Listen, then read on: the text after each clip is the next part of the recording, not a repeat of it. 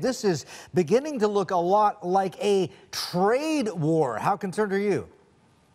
I'm quite concerned. You're right. It is looking that way. We don't have a precise definition of what a trade war might be, but it's this kind of thing where you start seeing escalating threats and retaliation and more barriers to trade. It's very concerning. Philip, what do you see as the next step being here? I mean, you know, Martin and I have been chatting quite a bit this morning about what China's options are, because obviously if Donald Trump does go ahead and levy this additional $200 billion worth of tariffs, China can't necessarily match that in terms of a tariff amount, but there's plenty of other tools that they have in their toolkit. What do you expect to see? Well, you're quite right. So first thing to remember is, so far, this battle with China has been largely rhetorical. Even the initial tariffs, either 34 or 50 billion, are scheduled to go into effect, I believe it's July 6th. And so this is talk of escalation. The president's theory seems to be that if he makes a big enough threat, the Chinese will come to him, tell him he's right, and just concede. That seems unlikely.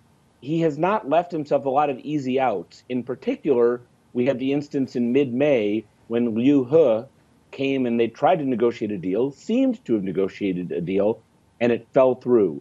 So there's a possibility for a negotiated outcome, but they seem to have failed at that task already.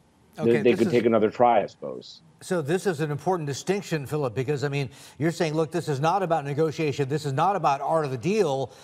This could be a whole lot more. I mean, what happened to, okay, we get the win, midterms November, maybe a lock on a second term. I mean, what's the game plan now? I think you've got very different theories between the president and the members of Congress. The president feels that the more he applies tariffs, the happier his constituencies will be.